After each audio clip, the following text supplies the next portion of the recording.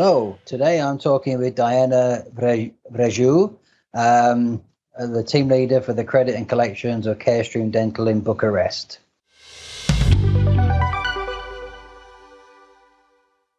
So, Diana, how long have you been working at Carestream? Yes, hello, Mark. Well, actually, I've been working for, let's say, about 8-9 years now, but I've passed through some changes because we were previously Carestream Health, and right now we split it into 2 different companies, and I'm part of the newly formed Carestream Dental at this point. Okay. And how did you get into credit? Because very few people actually kind of leave school or university and say, I'm going to work in credit. What was your path? No, of course not. I wasn't even planning on this. I mean, it just happened. In the beginning, I was thinking only about, let's say, a bright future in a bank. I actually started working in operations in various roles. I went from contracts, billing to dispatch, cash applications, etc. And then I transitioned into a credit analyst role. Afterwards, I rapidly moved towards a senior role, also in credit. I became a trainer, and basically this is how it all ended for me, because I started to work in credit and I really enjoyed it in comparison to all the other departments. Well, absolutely. You won't get any argument from me. Comparing to accounts payable or general ledger and so on, it is by far the best place to be. How many people and what countries are you responsible for?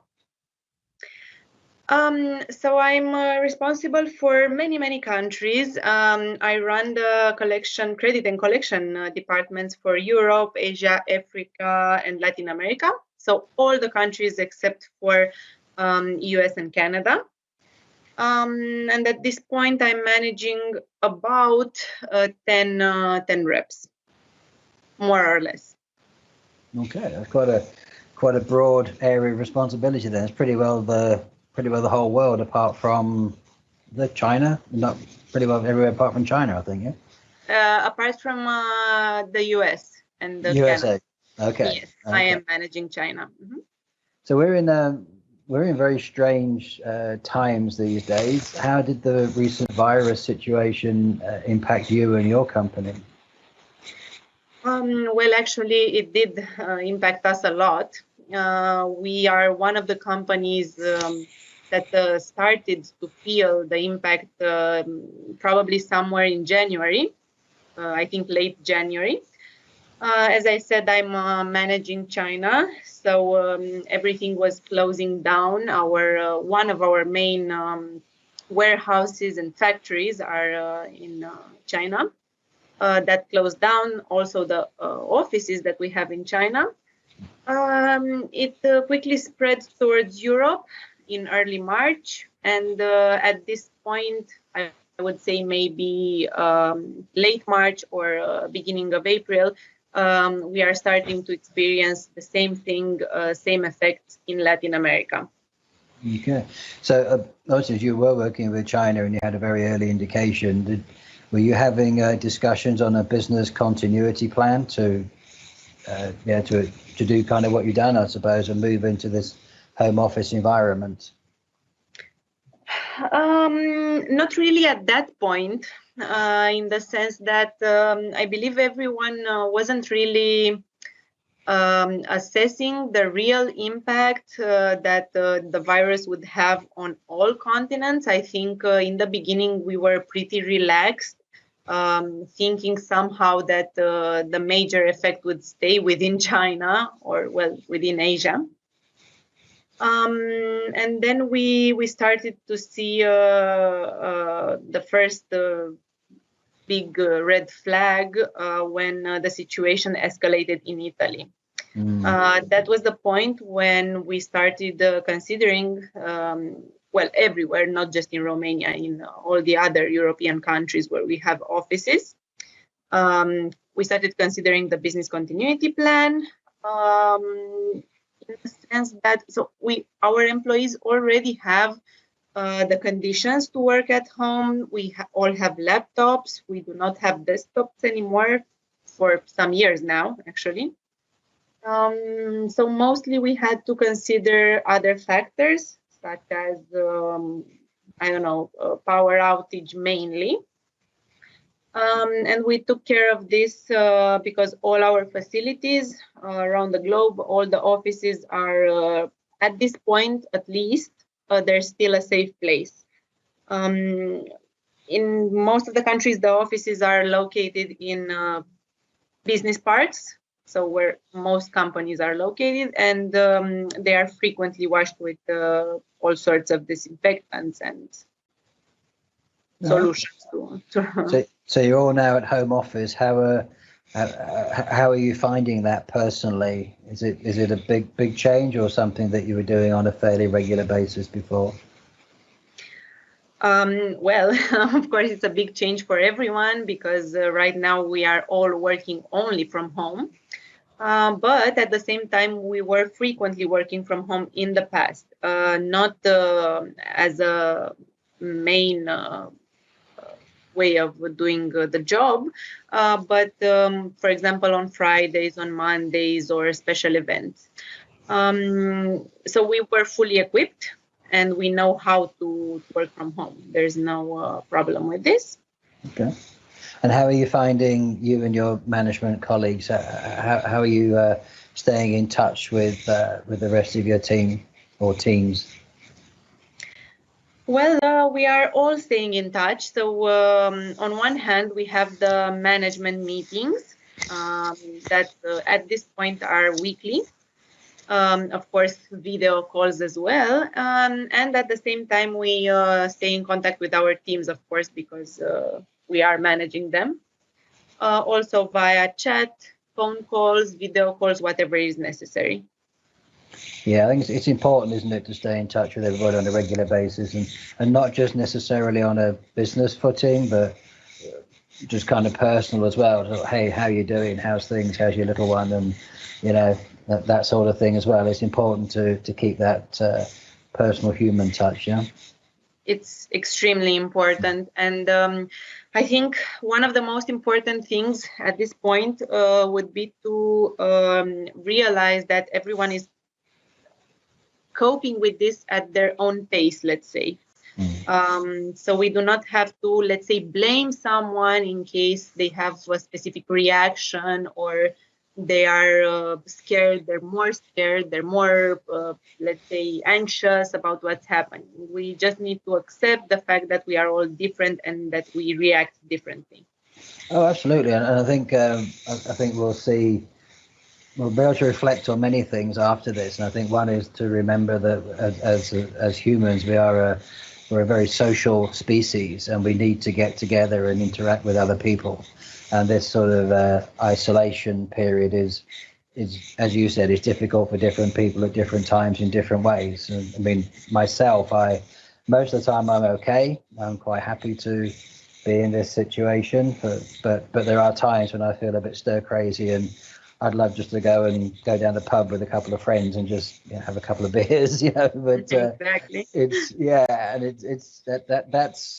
That's difficult right now. But are you when you're talking to customers and maybe colleagues in other parts of Europe in particular, are you seeing many changes in with them as well? Yes, of course. Well, as we all know, everyone is working from home right now in all countries as the virus spreads. Mostly, I would say that our the stakeholders, the employees that I talk with are just like we are in Romania, so pretty scared about mostly about not knowing what the future holds. And in terms of other partners, so other companies that we work with, I'm seeing that most of them are in a temporary freeze. total or partial for the operations they have. The initial plan for most of them, or at least this is what they communicate with us, is that they plan on resuming operations in 1 or maybe 2 months. But of course, this is just a hunch at this point. I mean, they don't know. They might reconsider. Yeah, and from your perspective and your team, have you found this an opportunity to increase productivity, to accelerate payment of overdues? Not really.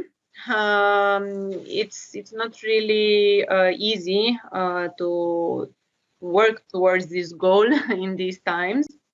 I mean, we are doing our best, and the team is very aware of the efforts that they really need to make in this hard period.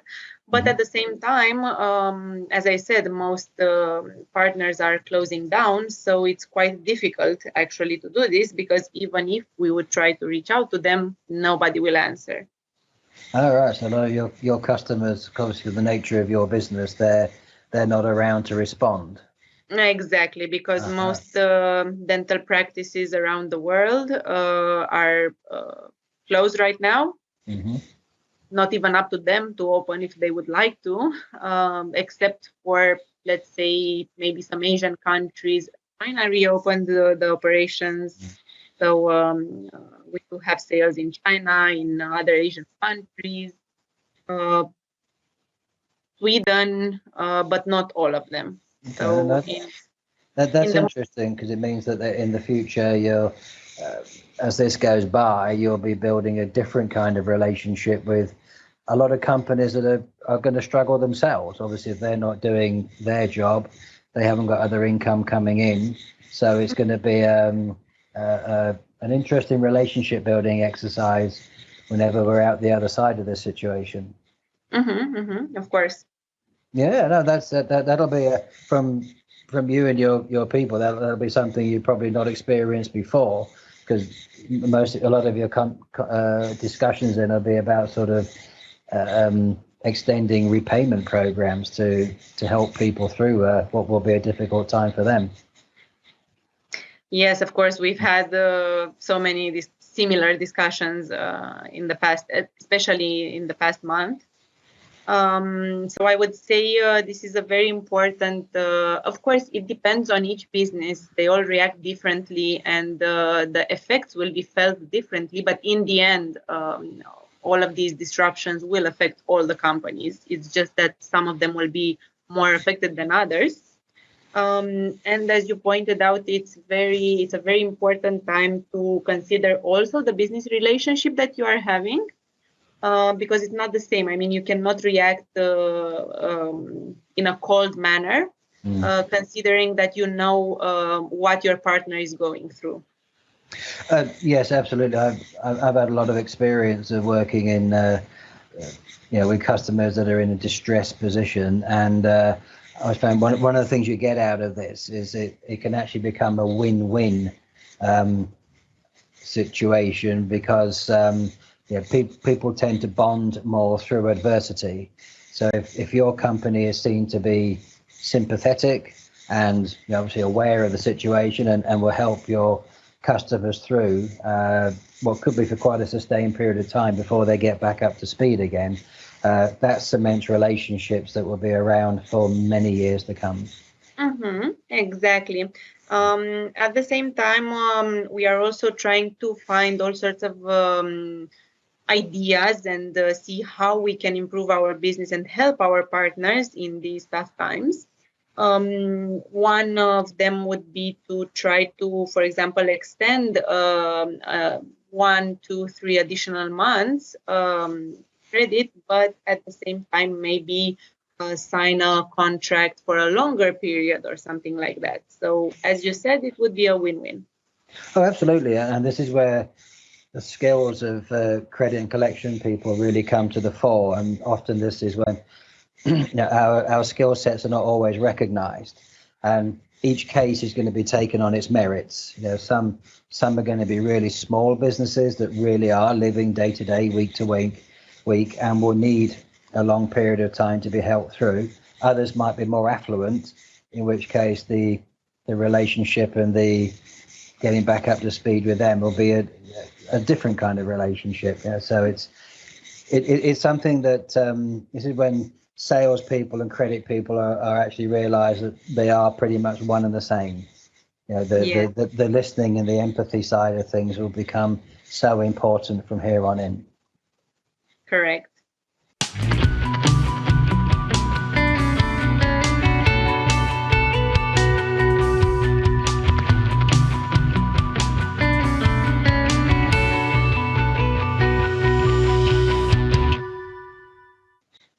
As a slight change of subject, but as something I'm quite interested in from the association point of view, is with everybody being at home and in some respects having more time because they're not commuting to work and perhaps being sidetracked by meetings or other distractions. Also, granted, a number of people have children and so on, so that's also something to be taken into consideration. But do you think this is an opportunity for employers to be encouraging self-development right now? Well, I think this is a two-way street in the sense that, of course, it is always, and especially now, it's very important for employers to encourage and to support these initiatives, the self-development programs. But at the same time, we have to realize that businesses are struggling at this point. So, and most efforts are frozen for 1, 2, 3 months. We don't know yet. So at the same time, I believe that employees can also direct their time towards this. They need to understand, they have to adjust as well. And I always say that it's your own job to look after yourself and constantly improve. Nobody will do it for you. I mean, the company might or might not offer such programs, but you should always be thinking about this on your own and taking action. So my answer to this is that I think both the employee and the company should be directed towards this.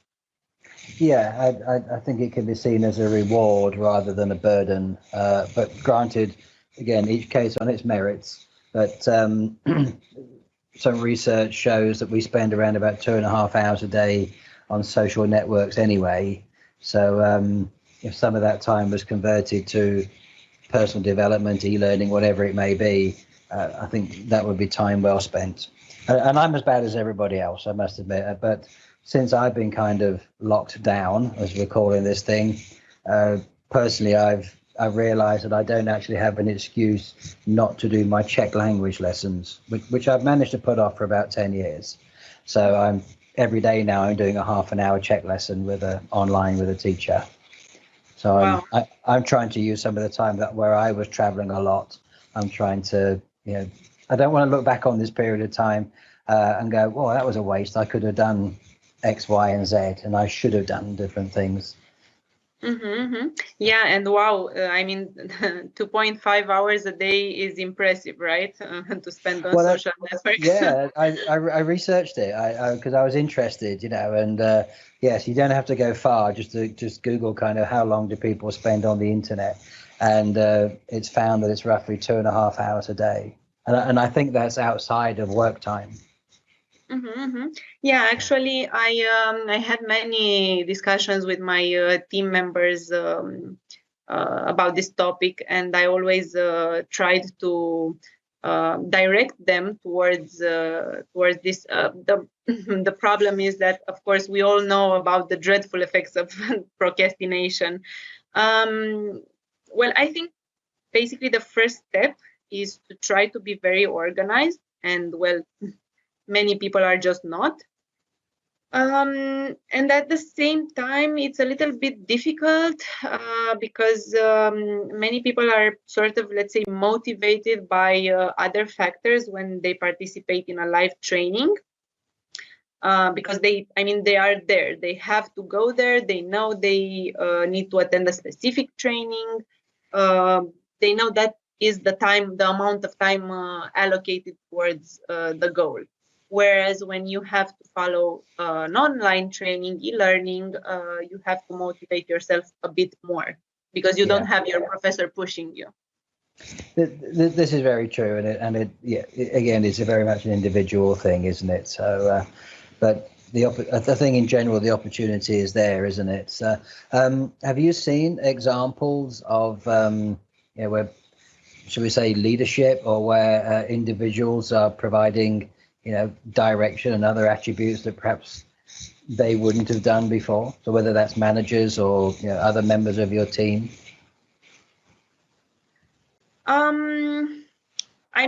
Every manager at this point is seeking all sorts of options I'll call them options, to battle the effects of what's happening, the lockdowns, of the interruptions in global supply chains, and everything that is going on.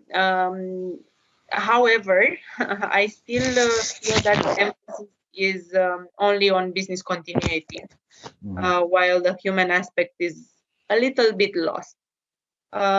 Maybe in some companies this is not valid, but I feel that in most of them it is. Could be, and I think it is an opportunity for anybody to kind of say, right, what more can I do? Where can I help? What can I do extra? It's an opportunity, isn't it, for those that have that kind of what's the word, sort of initiative in them. It's a great chance to actually show, and then again, another win-win situation that'll put people in good stead for when opportunities for promotion come up in the future as well. Yes, for employees, it's a perfect timing. It's wonderful right now. And this is one topic that I discussed with my team many times, not just once.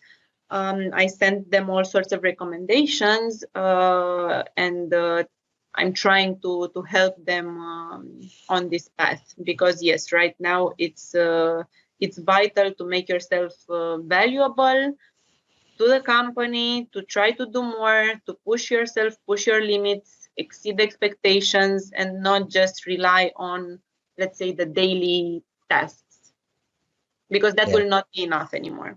That's a good point. That's a very good point. But in addition to what we've just been discussing there, what other positives do you think that we can draw from this difficult situation we find ourselves in now? Well, I think it's exactly like you said before, when you were mentioning what you are doing with your time, trying to spend it wisely, let's say. It is a great time for employees to think about their approach, maybe reshape it a bit. I think we all know there's a general hiring freeze right now in most companies, and not many of them are still hiring, at least right now.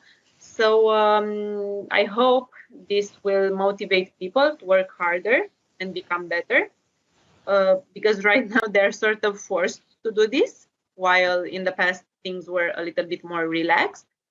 I'm sure that the competition will increase, and these disruptions always have good parts and bad parts, and the way we choose to operate, let's say,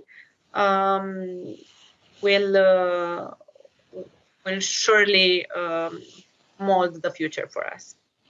For sure. I think I personally think one of the good things that will come out of this for a short while, it happened in the previous recession, what was that, 10, 12 years ago, that for a period of time, the business world actually appreciates what credit and collections do and how valuable they are. So for a couple of years after the event, we will be well looked after and well respected, and then it kind of drops off again, and we get back to sort of more casual approach again, shall we say, like a lot of companies have done. and they find that they have quite high percentage overdues, which they're now struggling to recover. Mm-hmm. So Yeah, and sorry to interrupt. I wanted to say that one of the topics that I feel is not neglected, but maybe left in the background is the collaboration, as you said in the beginning of our discussion, between sales and the collection team, which really should be supported by all the business units. Yeah, well, as we discussed in our leadership sessions, didn't we? It's a lot about culture right the way through to have that synergy with all departments and the focus on the working capital really. Mm-hmm. So that'll come very much to the fore across the world from here on in, which is a very good thing, I think. Yes. So knowing what we know, and just to conclude, knowing what we know at this time, what advice would you share with your fellow colleagues in the credit community at large? So probably, and I mean, this is something very personal. This is my advice. I don't expect everyone to think the same way, but this is my view on this. I feel like we really need to stop treating our employees like, let's say, workers, and start thinking about them as colleagues, because they are our partners. They are our, let's say, if you don't want to call them partners, you can use team members. But in the end, they help us reach our goals. As an advice, I would say we need to stop micromanaging. It's being done a lot, and start learning how to properly manage teams, regardless of the conditions, right? Because the fact that we are working from home, so telework, I'm sure it's the future. This initiative has to start by hiring the right talent. Because, I mean, if you do not trust your employee to do their work from home, from afar, then why did you hire them in the first place? So yes, this is my advice, to focus more on the human aspect. Well, no company is anything without its people at the end of the day, is it? So that was a really good point, and I think that's a great place to end. So Dinah, thank you very much indeed. It's been a real pleasure to have this conversation with you today, and good luck with everything you're doing, and stay healthy. Thank you too, Mark. It's been a real pleasure talking to you as well, and I hope everyone will be fine and we can have a bright future after this crisis ends. Amen to that. You take good care. Speak to you soon. Thank you. Thank you. Have a nice day. Bye. Bye-bye.